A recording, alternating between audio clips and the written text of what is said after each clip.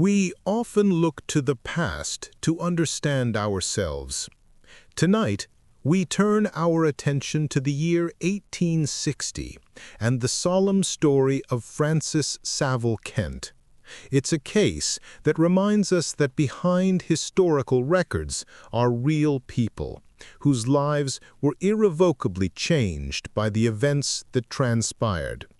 This is their story, as best as it can be told. In the quiet Wiltshire village of Rode, there stood a handsome Georgian residence known as Rode Hill House. It was the home of Samuel Savill Kent, a respected factory inspector, and his large, complex family. Mr. Kent was a man of some standing, but his domestic life was far from serene. He was twice married. His first wife, Mary Ann, had borne him 10 children before her death in 1852.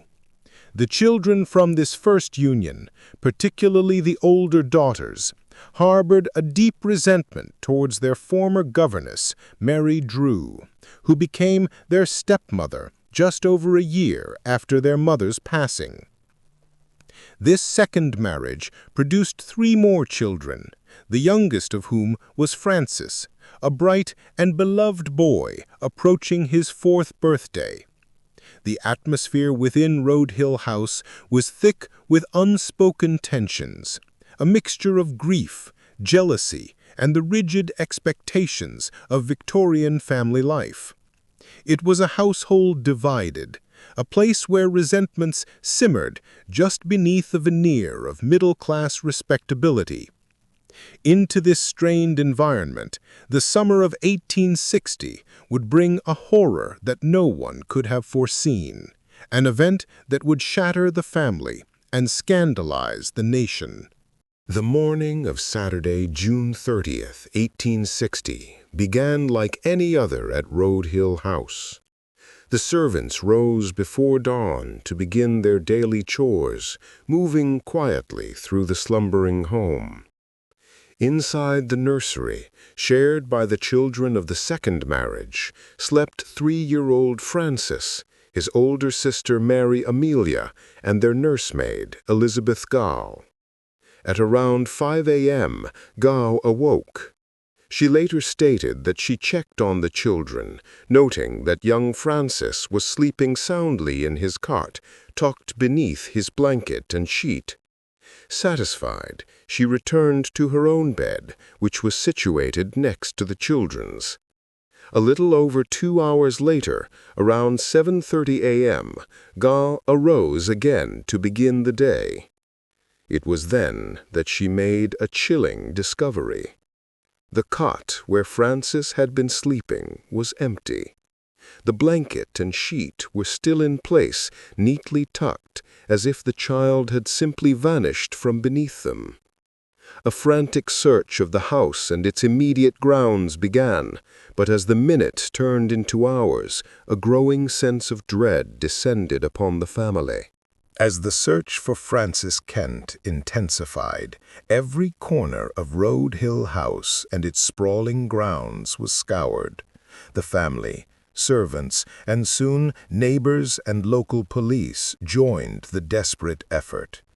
They searched the gardens, the outbuildings, the nearby River Frome, and the surrounding fields, calling the boy's name. Mr. Kent, distraught, organized the search parties, but their efforts proved fruitless. The morning wore on with no trace of the child. It was shortly after this initial search that 2 local men, a farmer named William Nutt and a shoemaker named Thomas Benger, decided to examine a disused servants' privy located in a shrubbery on the property. It was a place that had been overlooked in the initial chaos. Using a long pole, they probed the dark, foul depths of the structure. They felt something soft and heavy. Carefully, they lifted the object to the surface. The discovery was more horrific than anyone could have imagined. It was the body of little Francis. He had been wrapped in his own blanket, which had been missing from his cot. His throat had been cut so deeply that his head was almost severed from his body, and there was a severe stab wound to his chest. The child who had been sleeping peacefully in his bed just hours earlier had been the victim of a brutal and merciless attack. The news of the discovery sent a shockwave of grief and terror through the household. The initial theory of a kidnapping was instantly dispelled. This was not an abduction. This was a murder, committed with shocking savagery. And with all the doors and windows locked from within, a terrifying realization began to dawn. The killer was almost certainly a member of the Kent household. The initial investigation was handled by the local Wiltshire Constabulary, led by Superintendent John Foley. From the outset, their efforts were marked by a lack of experience in dealing with such a complex and shocking crime. Crucial forensic evidence was compromised, as the crime scene, both the nursery and the privy, was not properly secured, allowing dozens of people to trample through it. Superintendent Foley's suspicions quickly fell upon the nursemaid, Elizabeth Gow. It seemed inconceivable to the local police that a member of a respectable, God-fearing family could be responsible for such a heinous act. A servant, however, was a more plausible suspect in the rigid class structure of Victorian society. Foley subjected Gow to intense questioning, focusing on inconsistencies in her account of the night. He theorized that she and a secret lover, perhaps Mr. Kent himself, given the era's frequent suspicions of dalliances between masters and servants, had accidentally suffocated the child and then faked the abduction and murder to cover their tracks. Based on this theory, Elizabeth Gow was arrested on July 20th. However, the evidence against her was entirely circumstantial and speculative. There was no proof of an affair, no confession, and no physical evidence linking her to the murder weapon or the disposal of the body. After being held for 2 weeks, she was released by the magistrates due to the complete lack of credible evidence. The local investigation had reached a dead end, having succeeded only in casting suspicion and failing to produce a single concrete lead. The press and the public grew increasingly critical of the bungled inquiry, and pressure mounted for a more professional hand to take the reins.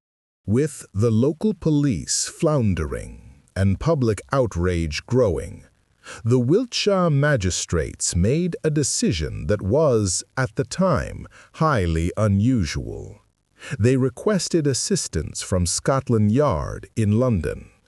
This appeal brought one of the most celebrated detectives of the era to the quiet village of Rode, Detective Inspector Jonathan "Jack" Witcher. Witcher was one of the original 8 members of the newly formed Detective Branch, a plainclothes unit established in 1842 to investigate serious crime.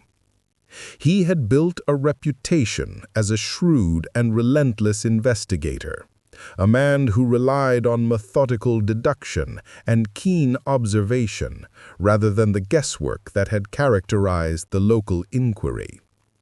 His arrival at Road Hill House on July 15th marked a turning point in the case. He represented a new, more scientific approach to policing, one that was not swayed by social status or preconceived notions.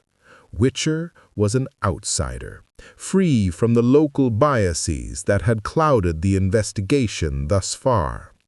He quietly observed the family members, meticulously examined the evidence, and began to piece together a picture of the household's dysfunctional dynamics. He understood that this was not a crime committed by an outsider or a random intruder. The key to solving the murder of Frances Kent, he believed, lay hidden behind the respectable facade of Road Hill House itself. Inspector Witcher began his investigation with a fresh and impartial eye. He swiftly dismissed the theory of an outside intruder, noting the lack of any forced entry and the impracticality of an outsider navigating the darkened house to find a specific child's cot. He also discounted the local police's theory regarding the nursemaid, Elizabeth Goff, finding no credible evidence to support it. Instead, Witcher focused his attention on the family. He methodically interviewed each member of the household, observing their demeanors and noting the deep-seated resentments between the children of the first and second marriages. His suspicions soon fell upon one person in particular, Frances's 16-year-old half-sister, Constance Emilia Kent. Witcher found Constance's behavior to be detached and unnervingly calm. His investigation uncovered that she was known for her intelligence, her strong will, and her deep animosity towards her stepmother. He learned that she had previously run away from home with her brother William, demonstrating a rebellious and defiant nature. The crucial piece of physical evidence for Witcher was a missing nightdress from Constance's personal laundry list. He theorized that she had committed the murder while wearing this nightdress, which would have been stained with blood, and had subsequently destroyed it to conceal her guilt. He even found the laundry book, which confirmed that a nightdress was unaccounted for. Witcher built his case piece by piece, concluding that Constance, motivated by a twisted revenge against her stepmother for the perceived mistreatment of her own mother, had been the one to slip out of her room, take her young half-brother from his cot, and commit the horrific act. Armed with his theory and the circumstantial evidence of the missing nightdress, Inspector Witcher took a bold step. On July 20th, he arrested 16-year-old Constance Kent for the murder of her half-brother. The accusation sent shockwaves through Victorian society. The idea that a young, well-bred girl from a respectable family could be capable of such a monstrous crime was almost unthinkable to the public. The press, which had initially praised Scotland Yard's involvement, turned savagely against Witcher. He was portrayed as a meddling Londoner, a callous detective persecuting an innocent girl to salvage his own reputation. The case became a national sensation, highlighting the deep class prejudices of the era. Constance was brought before the magistrates, but she steadfastly maintained her innocence. Her father, Samuel Kent, hired the best legal counsel to defend her. In court, Witcher's case, based largely on deduction and the missing garment, was presented. Without a confession or a murder weapon, the evidence was deemed insufficient. The magistrates, likely swayed by public opinion and the unthinkability of the charge, dismissed the case against Constance, and she was released. The failure to secure a conviction was a devastating blow to Inspector Witcher's career. He was ridiculed in newspapers, and his judgment was questioned by his superiors. He left Road Hill House defeated, his reputation in tatters, but he remained privately convinced of Constance's guilt. The Road Hill House murder remained unsolved, and a cloud of suspicion and mystery continued to hang over the Kent family. Following the failed accusation against Constance, a profound silence fell over the case.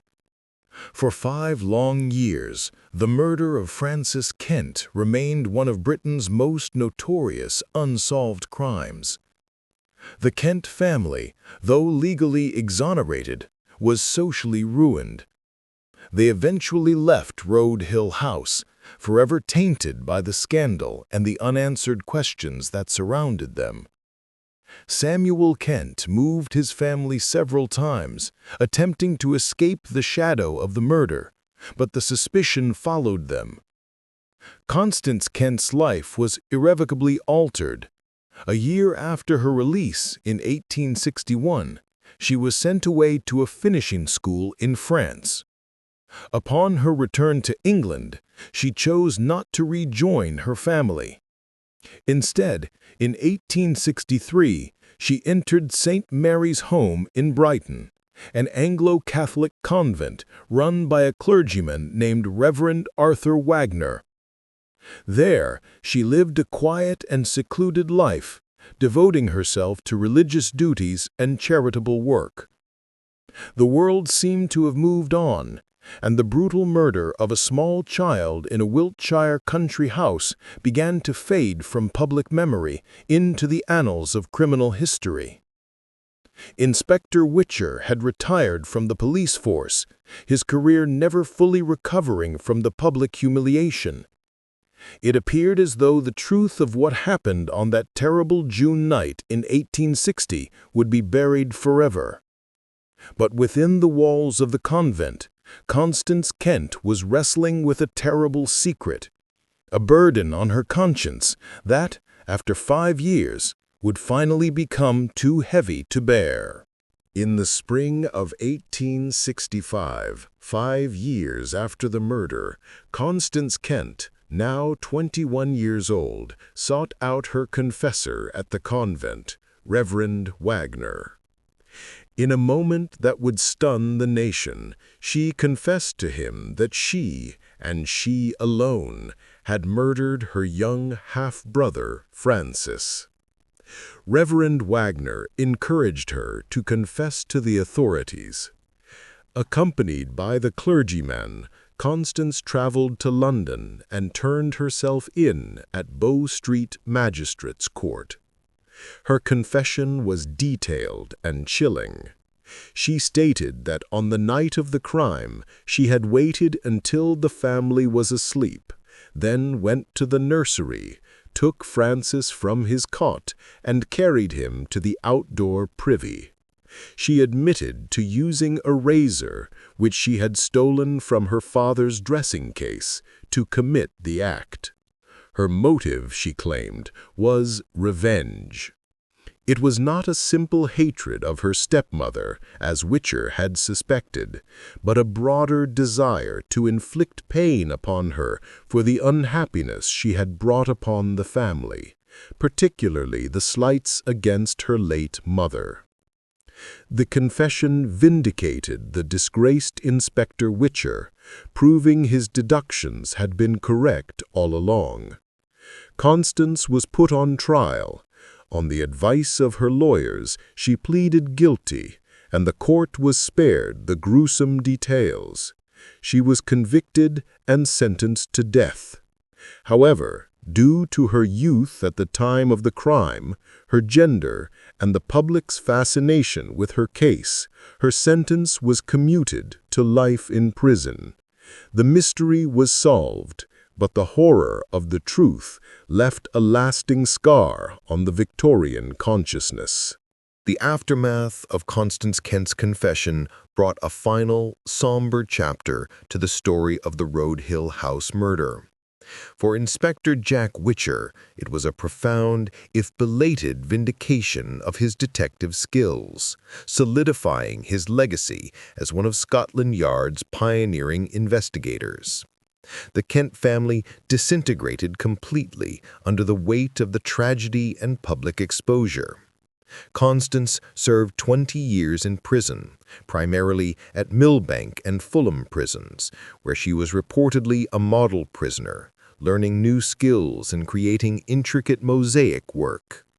She was released in 1885 at the age of 41.